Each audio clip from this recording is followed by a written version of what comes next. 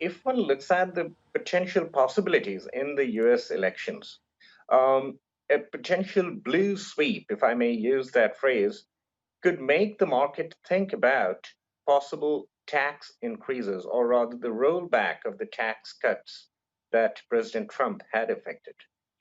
So the market would have to grapple with the possibility of corporate earnings in the United States coming down.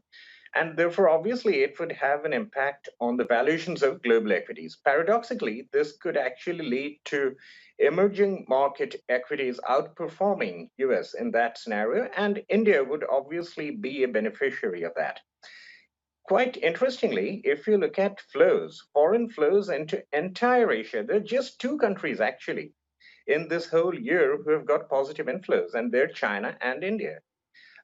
Even though the North Asian markets like Taiwan, Korea have outperformed significantly, the foreign flows into those markets are still negative. They're just about over the last 1 to 1.5 months showing some signs of recovery.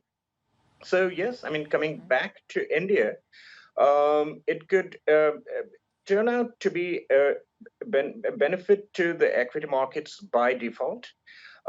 Having said that, the market would obviously have to overcome the domestic issues that it's still grappling with. We are still overweight India in our Asia ex Japan model portfolio, but that's more because of the stock specific considerations. It's a lot easier to choose stocks in that market, which are Right. long term compounders. Right. Right, but a large part of those flows to India, I would reckon, would be in technology, consumer, some of the high quality financials. And within tech, we do know how Reliance Jio is changing things, right? Absolutely. So it is very concentrated, like just like in many other Asian markets, there are a few sectors which have commanded, which have attracted the bulk of these flows.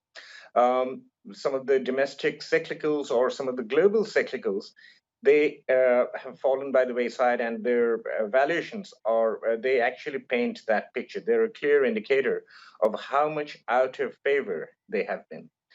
That said, I must point out, and this is something that I've been talking about for quite some time, we are seeing some degree of earnings recovery in those domestic and global cyclicals also, which was not the case about 2 quarters ago.